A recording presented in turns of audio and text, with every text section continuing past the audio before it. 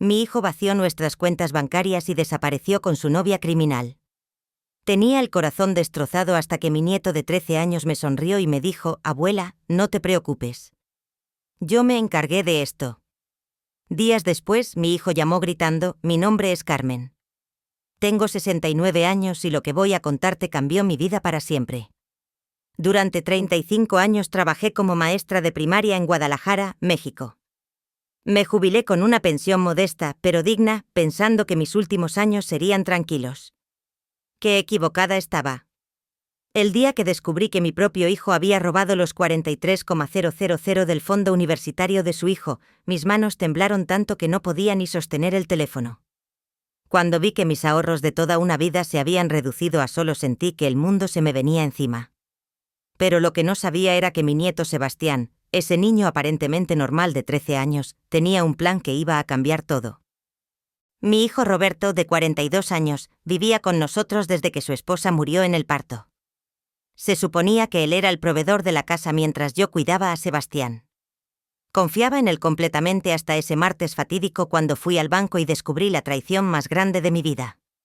Sigue mi historia hasta el final y comenta la ciudad desde donde me estás viendo para saber qué tan lejos ha llegado mi relato. Mi nombre es Carmen Elena Vázquez, tengo 67 años y durante 35 años dediqué mi vida a enseñar a niños de primaria en la Escuela Benito Juárez de Guadalajara. Siempre fui una mujer trabajadora, responsable, de esas que se levantan a las 5 de la mañana para preparar el desayuno antes de irse a trabajar. Nunca me casé después de que el padre de Roberto nos abandonó cuando mi hijo tenía apenas 8 años. Desde entonces fue solo él y yo contra el mundo. Roberto creció siendo mi orgullo. Lo mantuve estudiando con mi sueldo de maestra.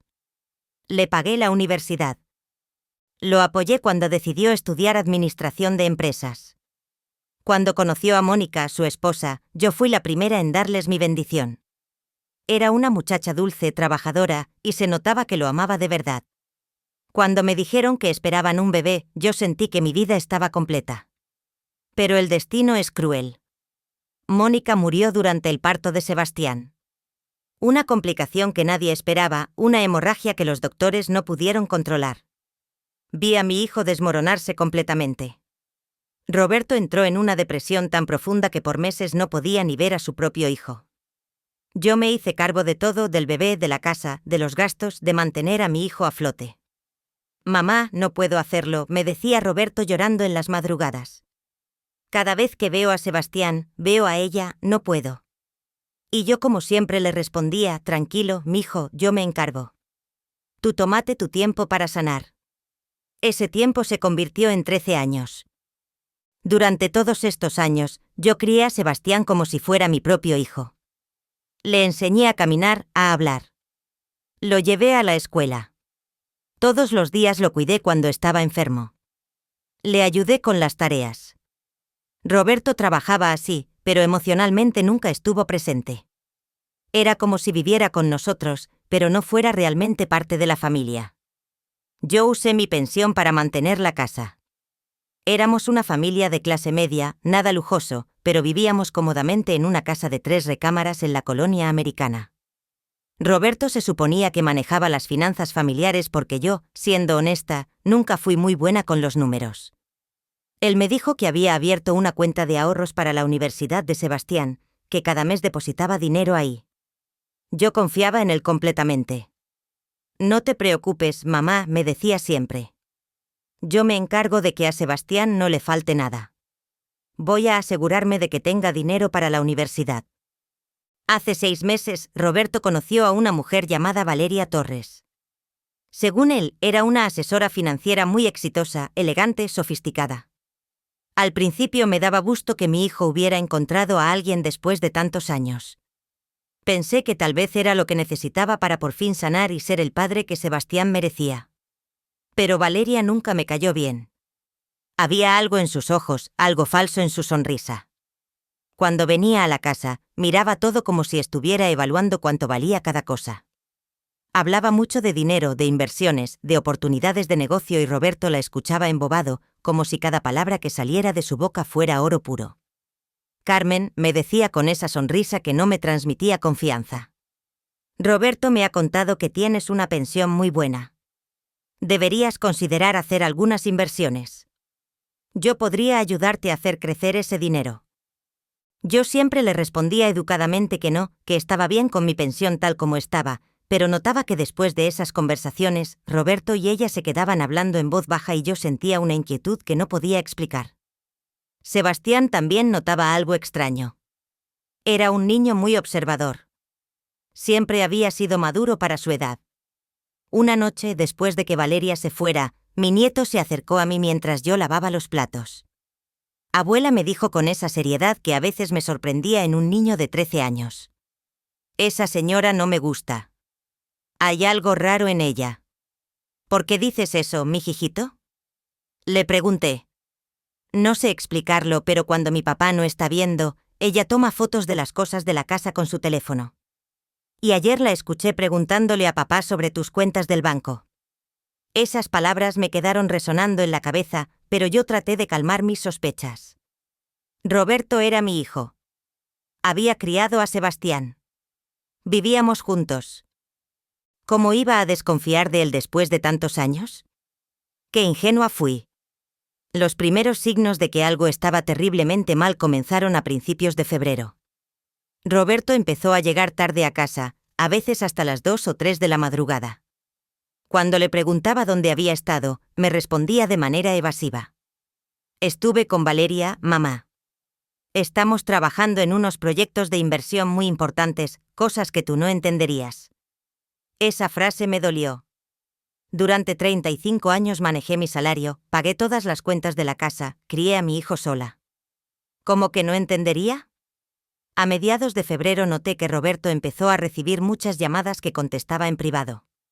Se iba al patio, cerraba la puerta de su cuarto o salía a la calle para hablar. Una noche lo escuché discutiendo con alguien por teléfono. No puedo conseguir más dinero tan rápido, decía en voz baja, pero lo suficientemente alta para que yo pudiera escuchar desde la cocina. Mi mamá ya está empezando a sospechar. Dame más tiempo. Mi corazón empezó a latir más fuerte. Más dinero. ¿Sospechar de qué? Al día siguiente decidí preguntarle directamente en Roberto. Hijo, ¿está todo bien? Te noto muy estresado últimamente. Me miró con una expresión que Nan había visto antes en sus ojos. Era como si no me reconociera, como si yo fuera un obstáculo en su camino. Todo está perfectamente bien, mamá. Es solo que Valeria y yo estamos cerrando unos negocios muy importantes. Pronto vas a ver que todo va a mejorar para esta familia. Pero nada mejoró. Todo empeoró. A finales de febrero intenté sacar dinero del cajero automático y la máquina me dijo que fondos insuficientes. Pensé que era un error del banco. Cuando fui a la sucursal al día siguiente, la señorita del mostrador revisó mi cuenta y me dijo algo que me heló la sangre. Señora Vázquez, su cuenta tiene un saldo de 500 pesos. Aquí veo que se han hecho varios retiros grandes en las últimas semanas. Eso es imposible, le dije temblando. Yo no he retirado dinero grande, solo mis gastos normales, me mostraron los movimientos en la pantalla. Retiro de 20,000 pes el 5 de febrero. Retiro de 30,000 pes el 12 de febrero. Transferencia de 40,000 pesos el 18 de febrero. Todos hechos desde la sucursal del centro de la ciudad a horas en que yo estaba en casa. Señora, ¿alguien más tiene acceso a su cuenta? Me preguntó la empleada con cara de preocupación. Roberto, solo Roberto tenía acceso a mis cuentas. Yo le había dado una tarjeta adicional y el NIP años atrás, cuando empezó a ayudarme con las compras del supermercado. Llegué a casa ese día sintiéndome mareada, confundida, traicionada. Cuando Roberto llegó esa noche, lo esperé en la sala. Roberto, necesitamos hablar, le dije tratando de mantener la calma. ¿Qué pasa, mamá? Se ve muy seria. Fui al banco hoy. Alguien ha estado retirando dinero de mi cuenta. Dinero que yo no autoricé. Vi cómo su cara cambió completamente. Primero sorpresa fingida, después enojo. ¿Me estás acusando de robar, mamá? En serio, después de todo lo que he hecho por esta familia, después de todos los años que he vivido aquí cuidándote, manteniéndote, así me pagas. Su reacción me confundió tanto que por un momento dudé de mí misma. Tal vez había sido un error del banco. Tal vez yo había autorizado esos movimientos y no me acordaba. No, hijo, yo no te estoy acusando de nada. Solo quiero entender qué pasó. Lo que pasó es que ya estoy harto de tus desconfianzas, mamá. Estoy harto de que dudes de todo lo que hago. Valeria tiene razón. Dice que tú nunca has confiado en mí, que siempre me has tratado como si fuera un niño incapaz. Esa noche Roberto se fue de la casa dando un portazo. No regresó en 2 días. Sebastián notó inmediatamente que algo estaba mal. Mi nieto siempre había sido muy perceptivo, pero esos días parecía estar especialmente atento a todo lo que pasaba en la casa. «Abuela, ¿dónde está mi papá?», me preguntó el segundo día. «Se fue con Valeria, mi hijito, regresa pronto». Sebastián me miró con esos ojos tan inteligentes que tenía, tan parecidos a los de su madre. «Abuela, ¿te puedo decir algo? Pero prométeme que no se lo vas a contar a nadie». «Claro, mi hijito, puedes contarme lo que sea. Ayer, antes de que mi papá se fuera, lo vi en tu cuarto.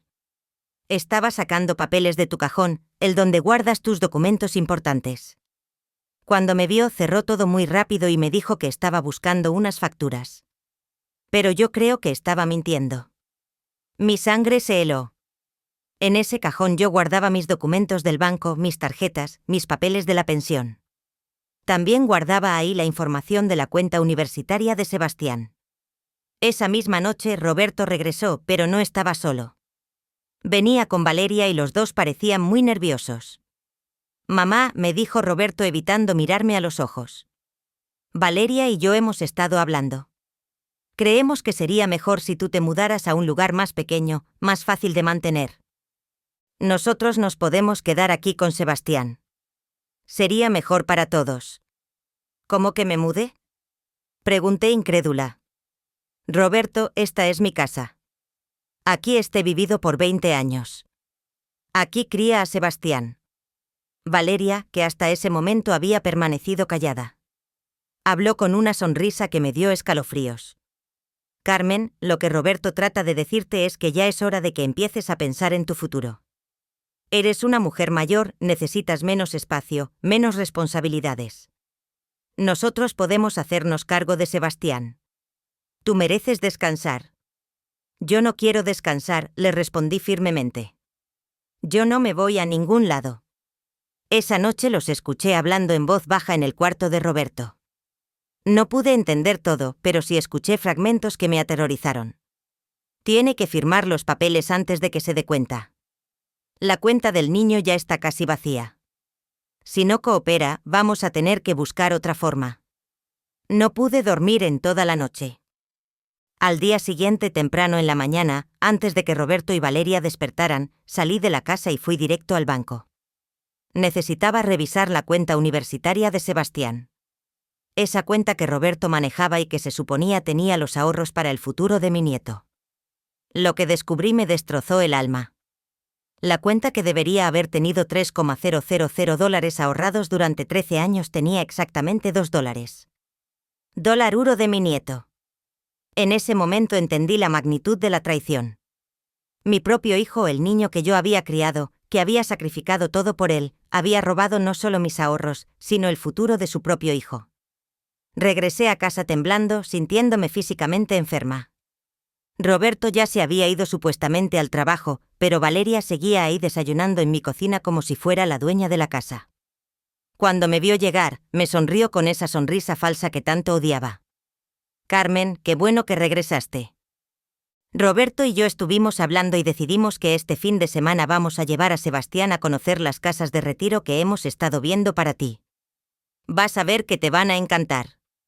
En ese momento, algo dentro de mí se rompió para siempre. Pero lo que ellos no sabían era que mi nieto de 13 años había estado escuchando toda la conversación desde las escaleras, y lo que ellos tampoco sabían era que Sebastián tenía planes propios. Esa noche no pude dormir. Daba vueltas en mi cama pensando en los que quedaban de los 43,000 que había ahorrado para Sebastián. Me sentía la abuela más tonta del mundo. ¿Cómo había sido tan ingenua? ¿Cómo había confiado tan ciegamente en mi propio hijo? A las 3 de la madrugada escuché pasos suaves en el pasillo. Era Sebastián, que se acercó a mi cuarto en pijama y pantuflas. Abuela, ¿estás despierta? Sí, mi hijito. Ven acá. Sebastián se sentó en mi cama y me miró con esos ojos tan serios que tenía. Abuela, yo sé lo que está pasando. ¿Qué sabes, mi amor? Sé que mi papá te está robando dinero. Sé que Valeria es una estafadora y sé que planean sacarte de esta casa. Me quedé helada. ¿Cómo un niño de 13 años podía saber todo eso? Sebastián, ¿cómo sabes esas cosas? Mi nieto me sonrió de una manera que nunca había visto antes. Era una sonrisa confiada, casi adulta. Abuela, hay muchas cosas sobre mí que no sabes, cosas que he estado aprendiendo en secreto durante años. Sebastián se levantó y me hizo una seña para que lo siguiera. Caminamos en silencio hasta su cuarto. Cerró la puerta con seguro y encendió su computadora. Lo que vi en esa pantalla cambió mi mundo para siempre. No era una computadora normal de niño con juegos y tareas escolares.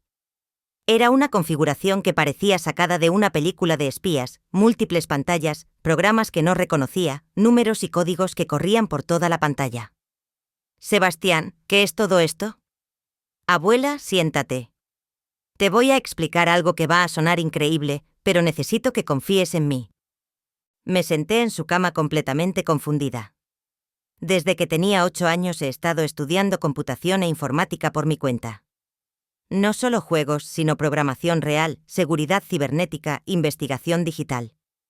Soy mucho mejor en esto de lo que cualquier adulto se imagina. Pero, mi hijito, ¿cómo aprendiste todo eso? Internet, abuela, cursos en línea, vídeos, foros especializados. He estado aprendiendo de hackers profesionales, de expertos en seguridad, de gente que trabaja para el FBI. La mayoría piensa que soy un adulto porque escribo como adulto y sé cosas que normalmente solo saben los profesionales. Sebastián comenzó a mostrarme cosas en la pantalla que no entendía completamente, pero que se veían muy impresionantes. Hace 3 meses, cuando noté que mi papá y Valeria empezaron a actuar extraño, decidí investigarlos. No fue difícil.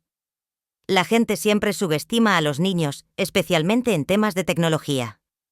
¿Qué encontraste, abuela? Prepárate porque lo que te voy a decir es peor de lo que imaginas. Sebastián comenzó a abrir carpetas en su computadora llenas de documentos, fotografías, conversaciones de texto, registros bancarios. Primero, Valeria Torres no es solo una asesora financiera corrupta, es una estafadora profesional con antecedentes penales en 3 estados. Ha estado usando a mi papá para acceder a tu dinero y al dinero de otros clientes mayores. Me mostró una pantalla con el historial criminal de Valeria. Fraude, estafa, robo de identidad. Una foto policial de hace 5 años. Segundo, mi papá no solo te ha robado a ti. Desde que está con Valeria ha ayudado a estafar a 17 adultos mayores por un total de más de $400,000. $400,000, sí, abuela. Valeria conseguía a los clientes personas mayores con ahorros y mi papá la ayudaba a ganarse su confianza. Después vaciaban las cuentas y desaparecían. Tú eres la número 18. Me sentí mareada. Mi hijo no solo me había traicionado a mí, sino que había arruinado la vida de 17 familias más. Tercero, continuó Sebastián. Y esto es lo peor de todo. Mi papá sacó un préstamo de $30,000 a tu nombre. Falsificó tu firma en los documentos. Técnicamente tú tienes una deuda de $30,000 que no sabías que existía. ¿Cómo es posible eso? Fácil. Él tenía acceso a todos tus documentos, a tus identificaciones, a tu información personal. Para el banco parecía que tú habías solicitado el préstamo. En ese momento entendí por qué Roberto había estado tan nervioso las últimas semanas, porque recibía tantas llamadas, porque quería sacarme de la casa. No solo había robado mi dinero, sino que había creado una deuda enorme a mi nombre. Sebastián, ¿cómo pudiste descubrir todo esto? Abuela, es más fácil de lo que crees cuando sabes cómo hacer investigación digital. Accedí a los correos electrónicos de mi papá, rastreé las transacciones bancarias, investigué los antecedentes de Valeria, encontré a las otras víctimas. He estado recopilando evidencia durante 3 meses. ¿Y qué vamos a hacer con toda esta información? Sebastián me sonrió con esa confianza que me tranquilizaba y me asustaba al mismo tiempo. Abuela, no te preocupes, yo ya me encargué de todo. ¿Cómo que te encargaste de todo? Mientras tú estabas en el banco descubriendo lo de la cuenta universitaria, yo estuve muy ocupado. Presenté alertas de fraude en todos los bancos donde tienen cuentas. Reporté a Valeria con la Comisión Estatal Bancaria y con su empleador. Documenté toda la evidencia y la envié a las autoridades apropiadas. No podía creer lo que estaba escuchando. Sebastián, ¿hiciste todo eso? ¿Cómo? Abuela. Llevo años preparándome para algo así. No sabía que iba a ser mi propio papá, pero siempre supe que algún día necesitaría proteger a nuestra familia. Tú has sido la única persona que realmente me ha cuidado en toda mi vida. No iba a permitir que te lastimaran. En ese momento me di cuenta de que mi nieto de 13 años no era un niño normal, era extraordinario de una manera que yo nunca había imaginado. Pero hay algo más, abuela. Algo que descubrí ayer y que lo cambia todo. ¿Qué cosa? Mi papá y Valeria no planeaban solo robarte y echarte de la casa.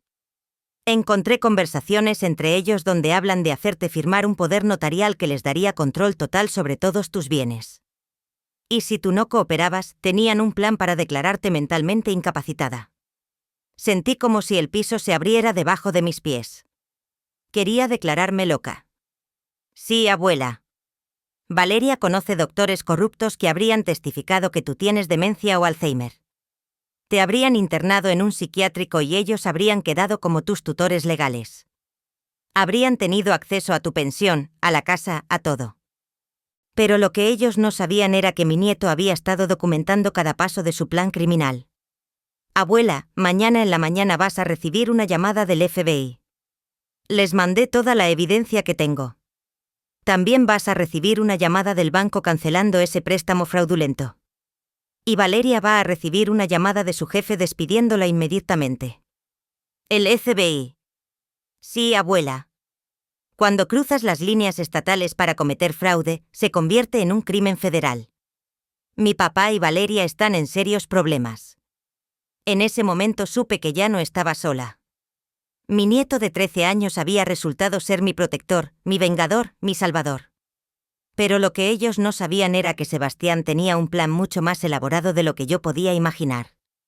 Al día siguiente, viernes por la mañana, Sebastián y yo desayunamos solos. Roberto había salido muy temprano, según él, a una reunión de trabajo importante. Yo sabía que en realidad había ido a encontrarse con Valeria para planear su siguiente movimiento. Lo que ellos no sabían era que cada paso que daban mi nieto los estaba monitoreando. Abuela, me dijo Sebastián mientras comía su cereal. Hoy van a pasar muchas cosas. Necesito que actúes completamente normal. Si mi papá o Valeria notan que algo ha cambiado, podrían sospechar. ¿Qué tipo de cosas van a pasar? Las llamadas que te dije ayer, pero también otras cosas que puse en movimiento. Es importante que cuando mi papá regrese, tú te comportes como si todavía no supieras nada. A las 10 de la mañana, tal como Sebastián había predicho, sonó el teléfono. Era una agente del FBI llamada Sandra Mendoza. Señora Vázquez, recibimos una denuncia muy detallada sobre actividades fraudulentas que involucran a miembros de su familia. ¿Podría venir a nuestra oficina esta tarde para revisar la evidencia que nos enviaron? Miré a Sebastián, quien me guiñó el ojo desde la cocina. Por supuesto, agente Mendoza, ¿a qué hora sería conveniente? Podría ser a las 3 de la tarde. Y señora Vázquez, es importante que no comente esta llamada con nadie hasta que hablemos. A las 11:30 sonó el teléfono de nuevo. Era el manager del banco. Señora Vázquez, hemos detectado actividad fraudulenta en una cuenta que aparece a su nombre. Necesitamos que venga inmediatamente para cancelar un préstamo que parece haber sido solicitado sin su autorización. A las 12 del día, mientras Sebastián y yo almorzábamos, recibí la tercera llamada.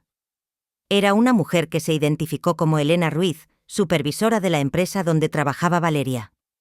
Señora Vázquez, usted es cliente de la señorita Valeria Torres. No exactamente. Ella es la novia de mi hijo. Entiendo, señora. Hemos recibido información muy seria sobre las actividades de la señorita Torres. Hemos iniciado una investigación interna y queremos saber si usted ha tenido algún problema financiero relacionado con ella. Bueno, yo dudé recordando las instrucciones de Sebastián de actuar normal. Señora, permítame ser directa.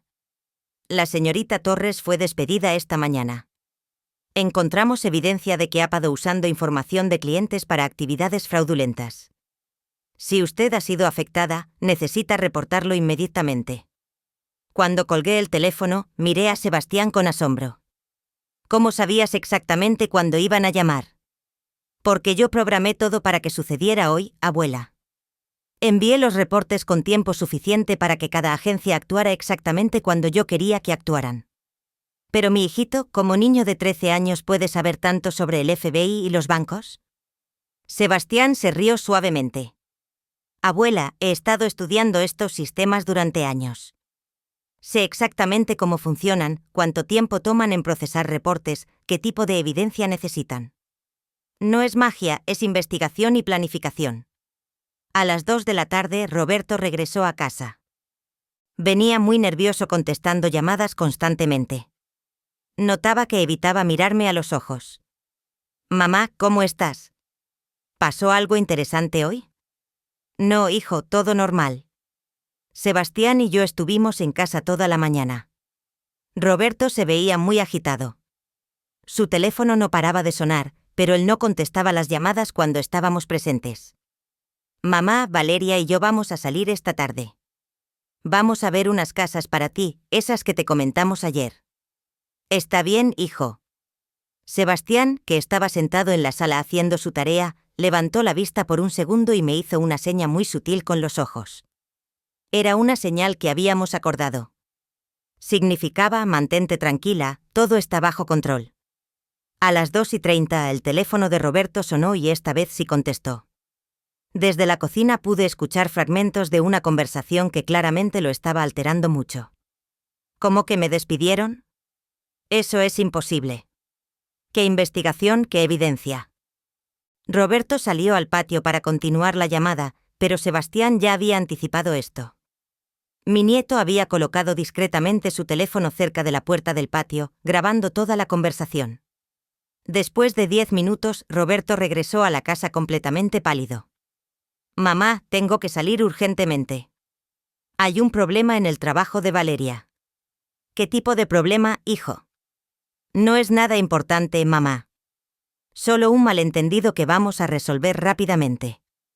Pero yo podía ver el pánico en sus ojos. Sebastián tenía razón.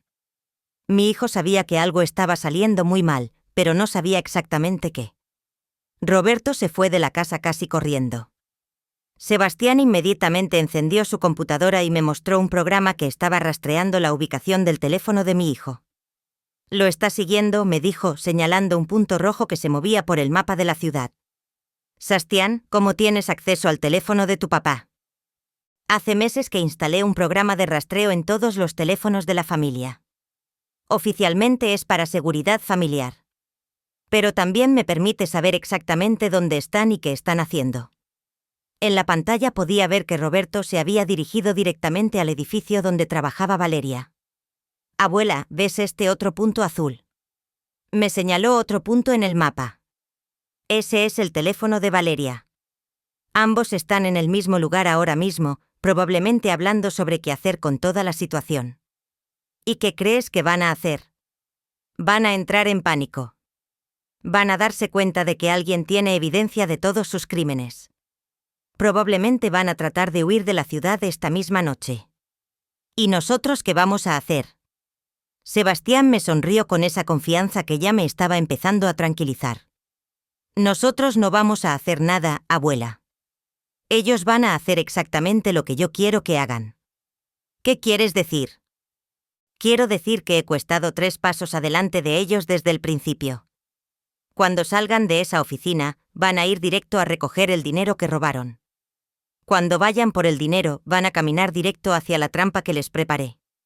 A las 4 de la tarde, mientras yo estaba en la oficina del FBI dando mi declaración con la agente Mendoza, Sebastián estaba en casa monitoreando cada movimiento de Roberto y Valeria.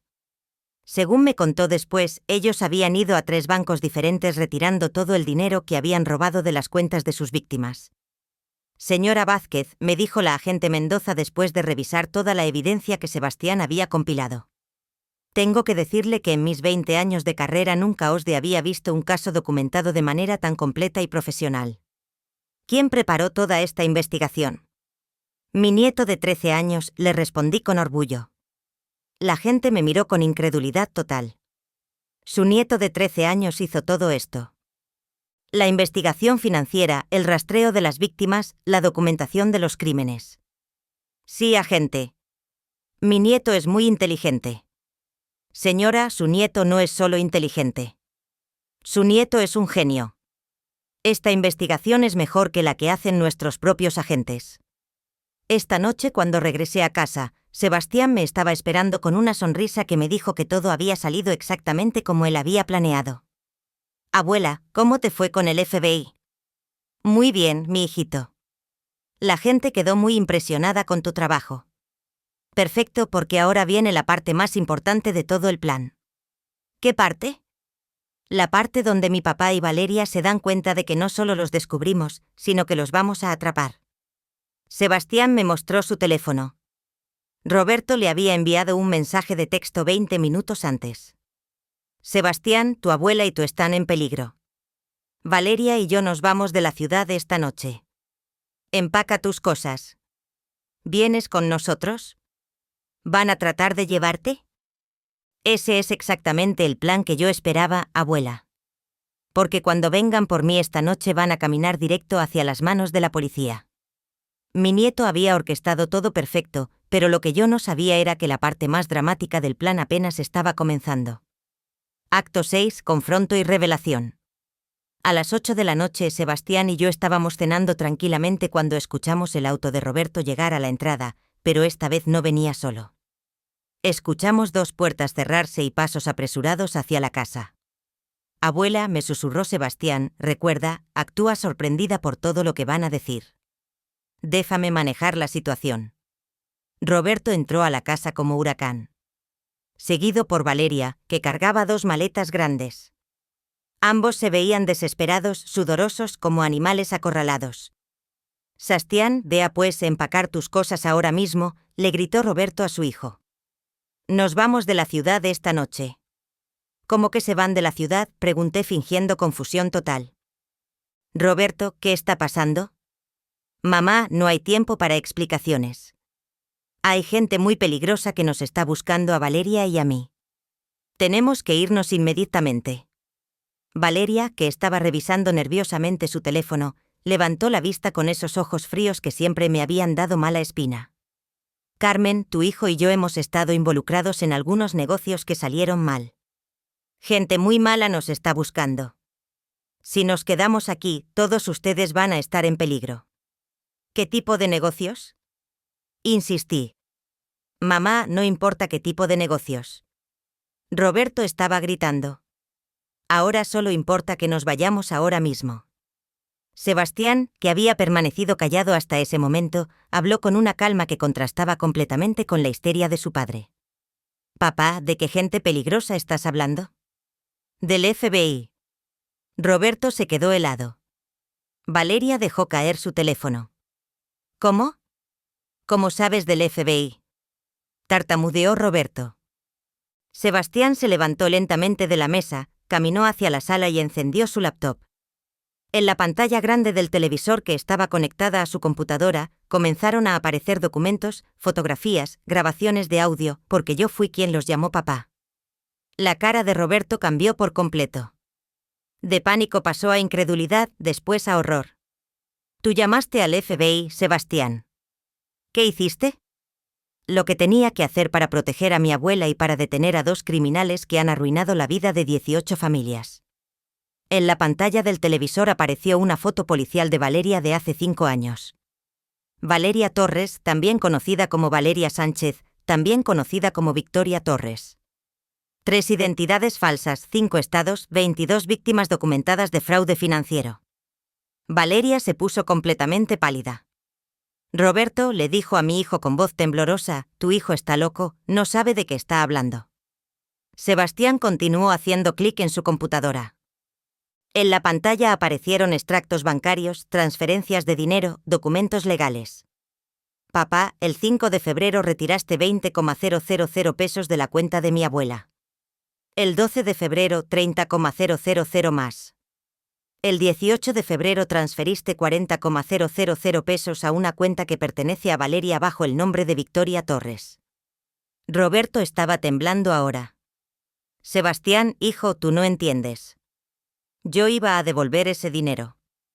Era solo un préstamo temporal. Un préstamo temporal. Sebastián hizo clic en otro archivo como el préstamo temporal de $30,000 que sacaste a nombre de mi abuela sin su autorización.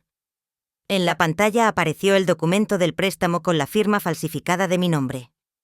O tal vez te refieres a los préstamos temporales que hicieron con el dinero de María González de 73 años, o con el dinero de Carlos Herrera de 81 años, o con el dinero de Rosa Martínez de 69 años.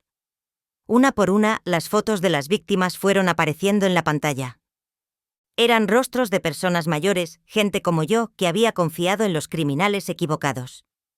17 personas mayores, papá. $400,000 robados. 5 años de cárcel mínimo por fraude federal. Valeria, que hasta ese momento había estado callada, explotó de furia. Eres solo un niño estúpido que no sabe nada de la vida. Tu papá y yo somos adultos. Podemos hacer lo que queramos con nuestro dinero. Sebastián la miró con esa frialdad que me recordaba tanto a su madre. Valeria, no es su dinero, es dinero robado. Y ahora mismo, mientras estamos aquí hablando, hay agentes federales rodeando esta casa. Roberto y Valeria corrieron hacia las ventanas. Efectivamente, había luces rojas y azules afuera. Varios autos policiales habían llegado sin hacer ruido. ¿Cómo sabían que íbamos a estar aquí?, gritó Valeria. Sebastián levantó su teléfono. Porque los he estado rastreando todo el día. Sabía que iban a venir por mí esta noche. Sabía que iban a tratar de huir y también sabía que este era el momento perfecto para que la policía los arrestara con toda la evidencia. Roberto se dejó caer en el sofá completamente derrotado. Sebastián, ¿por qué soy tu papá? ¿Por qué me hiciste esto? Mi nieto se acercó a su padre y por primera vez en toda la noche vi emociones reales en sus ojos. No era solo el genio frío y calculador, también era un niño de 13 años que acababa de entregar a su propio padre a la policía. Porque tú nunca fuiste mi papá, Roberto. Mi papá habría muerto antes de robarle a su propia madre. Mi papá habría protegido a su familia, no la habría traicionado. Mi papá habría honrado la memoria de mi mamá, no la habría deshonrado asociándose con una criminal. Las lágrimas comenzaron a rodar por las mejillas de Roberto. Sebastián, yo solo quería darte una vida mejor. Valeria me prometió que podríamos hacer mucho dinero, que podríamos vivir bien. Mentiste, papá. No querías darme una vida mejor. Querías darte una vida mejor a ti mismo, sin importar a quién lastimaras en el proceso, incluida mi abuela, la única persona que realmente me ha cuidado en toda mi vida. En ese momento sonó el timbre de la casa. Era la agente Mendoza del FBI, acompañada por 4 agentes más. Señora Vázquez, ¿podemos pasar? Por supuesto, agente. Los agentes entraron e inmediatamente se dirigieron hacia Roberto y Valeria. Roberto Vázquez, está usted arrestado por fraude bancario, robo de identidad y conspiración para cometer estafa. Valeria Torres, está usted arrestada por fraude financiero federal, lavado de dinero y estafa a adultos mayores. Mientras les leían sus derechos, Valeria me miró con odio puro. Esto no va a quedar así, Carmen. Cuando salga de la cárcel, voy a regresar por ti y por tu nieto, genio. La agente Mendoza la interrumpió firmemente. Señorita Torres, considerando sus antecedentes y la magnitud de los crímenes, usted va a estar en prisión federal por mucho tiempo. No va a regresar por nadie. Roberto, mientras le ponían las esposas, me miró con lágrimas en los ojos. Mamá, perdóname. Perdóname por todo.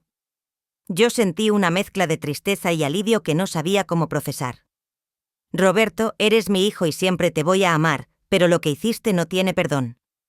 Después de que se llevaron a Roberto y Valeria, la agente Mendoza se acercó a Sebastián.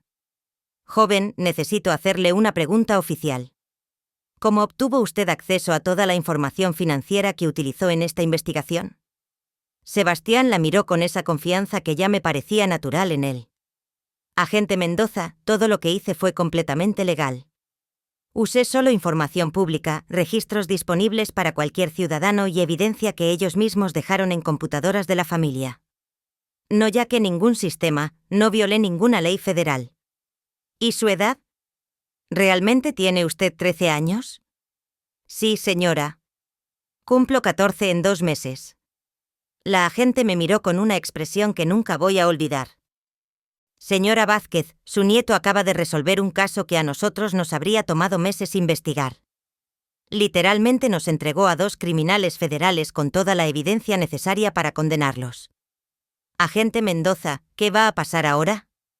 Ahora van a ir a juicio con la evidencia que su nieto recopiló, van a ser condenados sin duda alguna. Roberto probablemente recibirá entre 5 y 7 años de prisión federal. Valeria, considerando sus antecedentes, probablemente recibirá entre 10 y 15 años. Esa noche, después de que todos se fueron, Sebastián y yo nos sentamos en la sala finalmente solos, finalmente seguros. Sebastián, ¿cómo te sientes? Triste, abuela, pero también aliviado. Mi papá necesitaba aprender esta lección, aunque fuera de la manera más difícil. ¿Y ahora qué vamos a hacer? Sebastián me sonrió con esa sonrisa que me daba tanta paz. Ahora vamos a reconstruir nuestras vidas, pero esta vez nadie nos va a lastimar nunca más. Pero lo que yo no sabía era que la historia apenas estaba llegando a su parte más satisfactoria. 6 meses después, mi vida se había transformado completamente. Roberto fue sentenciado a 5 años en prisión federal por fraude, robo de identidad y conspiración. Valeria recibió 12 años por fraude federal múltiple y lavado de dinero. La justicia había sido servida de la manera más perfecta posible, pero lo más importante de todo es que recuperamos 18,400 del dinero robado. No era todo lo que habían robado, pero era suficiente para reconstruir el fondo universitario de Sebastián y asegurar nuestro futuro inmediato. Las otras 17 víctimas también recuperaron al menos parte de su dinero cuando liquidaron los bienes de Valeria. El préstamo fraudulento de $30,000 fue cancelado completamente. El banco no solo eliminó la deuda, sino que me pidió disculpas formales por no haber detectado la falsificación de mi firma. Incluso me ofrecieron servicios bancarios gratuitos de por vida como compensación, pero la transformación más increíble fue la de Seb. Mi nieto usó toda la experiencia de este caso para crear algo extraordinario. Con la ayuda de un abogado especialista en menores que conocimos durante el proceso legal, Sebastián estableció un sitio web profesional llamado Servicios de Protección Financiera Familiar. Por supuesto, debido a su edad, yo soy oficialmente la propietaria del negocio, pero Sebastián es el cerebro detrás de todo. Su sitio web ayuda a otras familias a protegerse contra fraudes financieros. Ofrece consultas, investigaciones básicas y educación sobre seguridad financiera digital. En estos 6 meses hemos ayudado a 14 familias más a descubrir y detener estafas similares. Sebastián ha desarrollado una reputación como el detective financiero más joven del país. Incluso hemos aparecido en el periódico local y en un programa de noticias de televisión. Abuela, me dijo Sebastián hace unas semanas mientras trabajaba en su computadora. ¿Sabes qué es lo más increíble de todo esto? ¿Qué cosa, mi hijito? Que mi papá pensó que me estaba robando mi futuro, pero en realidad me dio el mejor futuro posible. Ahora sé exactamente qué quiero hacer con mi vida. Mi nieto había encontrado su pasión y su propósito. Quiere estudiar criminología y ciberseguridad cuando vaya a la universidad. Varias universidades ya han expresado interés en ofrecerle becas completas cuando termine la preparatoria. Hace meses, Roberto me llamó desde la prisión federal en Veracruz. Era la primera vez que hablábamos desde la noche de su arresto. Mamá, ¿puedes perdonarme algún día? Roberto, eres mi hijo. Ya te perdoné. Pero perdonarte no significa que voy a olvidar lo que hiciste, ni que las cosas van a volver a ser como antes. Puedo hablar con Sebastián. Eso depende de él, no de mí. Sebastián decidió hablar con su padre esa vez, pero la conversación duró menos de 5 minutos. Papá, estoy bien. Mi abuela y yo estamos bien. Espero que uses estos años en prisión para pensar en el hombre que quieres ser cuando salgas. Sebastián, ¿hay alguna posibilidad de que podamos ser una familia de nuevo cuando yo salga? Mi nieto me miró antes de responder y yo pude ver la madurez de un adulto en esos ojos de 14 años. Papá, tú dejaste de ser parte de esta familia el día que decidiste robarnos. Mi abuela y yo ya somos una familia completa. Si algún día quieres intentar ser parte de nuestras vidas de nuevo, vas a tener que ganártelo, pero por ahora estamos mejor sin ti. Hace 2 semanas, Roberto volvió a llamar. Esta vez, cuando le ofrecí el teléfono a Sebastián, mi nieto negó con la cabeza. Abuela, dile que no quiero hablar con él. Que no vuelva a llamar hasta que cumpla su sentencia completa. Necesita entender que las acciones tienen consecuencias duraderas. Le transmití el mensaje a Roberto. Se puso a llorar al teléfono. Mamá, perdí a mi hijo para siempre, ¿verdad, Roberto? No perdiste a tu hijo. Tú elegiste traicionar a tu hijo. Hay una diferencia muy grande. Esa fue la última vez que Roberto llamó. Ahora Sebastián y yo vivimos en paz por primera vez en años. Nuestra casa volvió a ser nuestro hogar, no un lugar donde teníamos que caminar sobre cáscaras de huevo.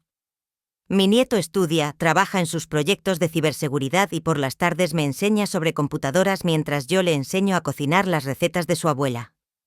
El mes pasado, una reportera del periódico Nacional nos entrevistó para un artículo sobre fraude familiar. Le preguntó a Sebastián qué consejo le daría a otros niños que sospechan que sus padres están haciendo algo malo. Mi consejo es que confíes en tus instintos, respondió mi nieto con esa seguridad que ya era parte natural de su personalidad. Si algo no se siente bien, probablemente no está bien. Y si los adultos en tu vida no te protegen, a veces tienes que protegerte a ti mismo y a las personas que amas. ¿No te sientes mal por haber enviado a tu papá a la cárcel?, le preguntó la reportera. Me siento mal porque mi papá eligió ser un criminal. No me siento mal por detener a un criminal, aunque fuera mi papá. La familia significa protegerse mutuamente, no lastimarse mutuamente. La reportera también me preguntó a mí cómo me sentía sobre toda la situación. Me siento orgullosa, le respondí sin dudarlo. Orgullosa de mi nieto por tener el valor de hacer lo correcto cuando los adultos a su alrededor no lo hicieron. Orgullosa de haber criado a un niño que entiende la diferencia entre el bien y el mal y orgullosa de saber que nunca más voy a ser víctima de nadie. Hace una semana recibimos una carta muy especial. Era de María González, una de las víctimas de Valeria y Roberto. Es una señora de 73 años de Ciudad de México que había perdido los ahorros de toda su vida. Querida Carmen y querido Sebastián, decía la carta. Gracias a ustedes recuperé 11,000 pesos de los 20,000 que me robaron. Pero más importante, gracias a ustedes recuperé mi fe en que todavía hay gente buena en el mundo. Sebastián, eres un héroe. Carmen, tienes un nieto extraordinario. Esa carta me hizo llorar de felicidad. Hoy, mientras escribía esta historia en mi diario, Sebastián se acercó a mí con una sonrisa traviesa. Abuela, ¿sabías que nuestro sitio web recibió una solicitud interesante hoy? ¿Qué tipo de solicitud? Una universidad en Estados Unidos quiere que vaya a dar una conferencia sobre seguridad financiera familiar. Me van a pagar $000 por 2 horas de presentación.